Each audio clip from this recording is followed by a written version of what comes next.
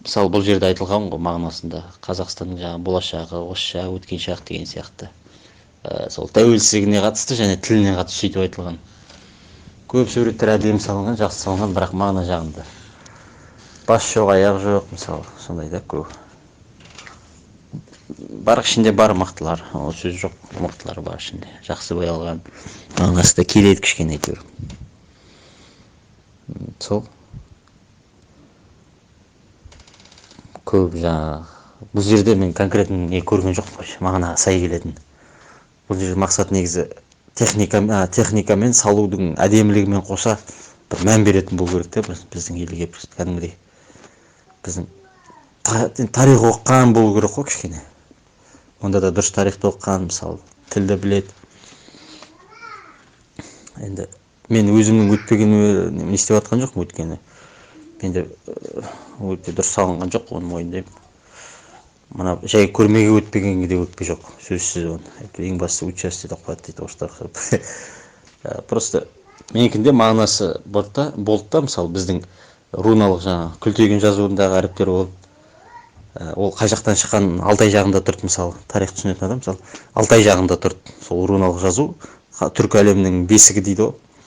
Мысалы кейін бізге 10 ғасырдай, мысалы ана жерде датасы бәрі жазылды, мысалы қазақша қалай даты, жылы бәрі жазылған, мысалы 10 ғасырдың үстінде төте жазу болды арабша. Зираттарымызда бар ғой, түсінікті. Кейін оны Ахмет Байтұрсынұлы кейінірек оны қазақтың дыбыстық үндестігіне сай өзгертті, мысалы. Кейін латын көшірді, латында да қазақшаға үндестікке заңдастырды. Кейін қайтадан кирилл әрпіне, қазір қазақ әрпі деп айтады ғой біздің бауырлар. Қазақша жазшы дейді ғой. Қазақша жазамыз, латынмен де, төте жазумен де, руналықпен де, арабша төте жазумен де жазамыз. Бірақ соны көбі білмейді да, сол жаңа кирилл әрпі батыс жақта тұр, Ресей жақта тұр, қай жақтан келгенін, бастапқыда қалай келгені, мысалы. Енді кириллдің өзі кезінде латыннан келген ғой. Араб төте жазу, мысалы, Ближний Восток деп айта ма, қалай айтады, төменгі жақ, Мауреннахр, араб жақтары, сол жақтан істеген ата-бабамыздың. Сосын Алашордасының эмблемасы бар ғой, мысалы көбіне газетке шығатын. Күйзүйді сол жаңа қазақ хандығы жағына қойдым, мысалы Түркістан жаққа қарай қазақ хандығын суретін сол жерге қойдым, жалауын. Және алаш идеясы сол қазақ хандығымен тұспа-тұс қой, енді автономия құрамыз, елден, мемлекеттен шығамыз деген мақсатта қойды да, сол жерде тұр. Сол идеясы бір екенің негізге. Біздің жаңа сол жаңа ана жерде түрік қағанатының кейін картасы тұр. Кезінде империямыз біздер, орыстар айтқандай, кейбір орыстар айтқандай, біз индейцы емеспіз, біз империя болдық. Енді ол күллі түркі әлеміне ортақ біздің жаңа бесігіміз, сол ата-бабамыз арғы деген сияқты. Тек қана қазаққа жеке емес ол. Кейін империя Алтын Орда болды. Яғни біздер қазақтар, Орталық Азиядағы мұсылман елдер, біздер осы уақытқа дейін біз алып мемлекет болған екенбіз турасында. Алтын Орданың несі тұр. Үстінде Алтын Орданың картасы, соның шекарасы белгіленген. Кейін беріректе, мысалы Алтын Орда біздің енді ата-бабамыздың бер жағындағы бабаларымыз, мысалы. Ол да енді Орталық Азияға, күллі орталық мұсылман елдеріне тән империялық біздің мемлекетіміз ортақ. Кейін Көк Орда, Әбілхайыр хандығы біздің ұлт ретінде атымыз. Негіз біз Алтын Орданың тұсында ұлт ретінде атымыз қазақ болмаса да, ұлтымыз генетикалық дейді ғой, мына қазір зерттеп отыр ғой.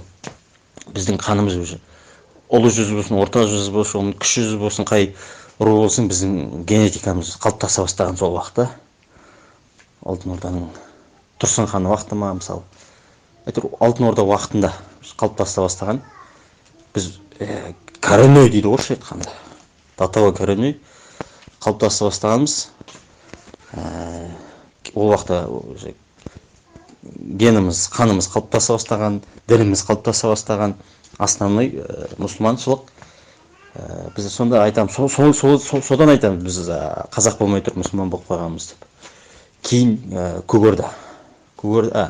Ақ Орда, яғни қазақ хандығы да, қазақ хандығы қалыптасты.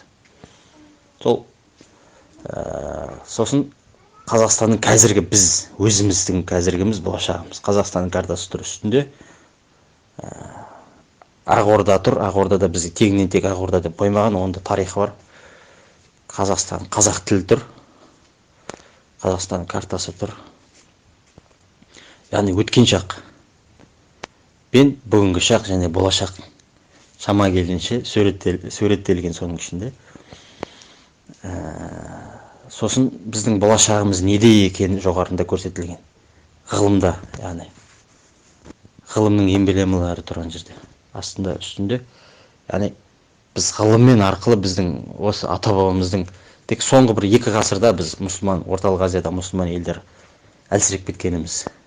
Ауызбіршілік болмады, ғылым болмады, дініміз бөлінді, руға бөліндік.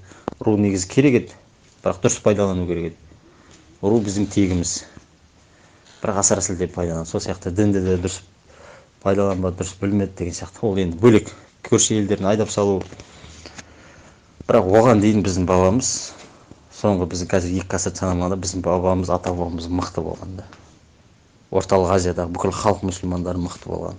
Мұсылман, қазақ, мұсылман елдері билегенде жалпы. Міне, сол ғылымда, сол ғылым, білімде біздің болашағымыз білекте бірде шығады, білімде мыңде шығады дейді. Ол бүкіл мемлекетке қатысты. Мықты мемлекеттердің қазір білімі мықты да, техникасы, ғылымы дамыған.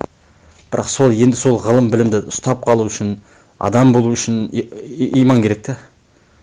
Шектен шықпау үшін, шекараны ұстау үшін, сол білімді ұстап отырып, қылмыс жасама үшін шама келсе, қылмыс жасаса сол қылмыс екенін біледі ғой әйтеуір. Сондай мақсатта иман керек. Және бізге ең бастысы, осылардан кейін, аталғаннан кейін бейбітшілік керек та. Тыныштық елде, ғылымда, білімде, дүнияда, ақшада, иманда, дінде бәрі дамиды. Бейбітшілік керек. Өзіңнің ұлттық неңді сақтай отырып, патриоттығыңды, бірақ нацист болмайсың, еліңнің сатқаны болмайсың. Осылай ұстап отырып, біздер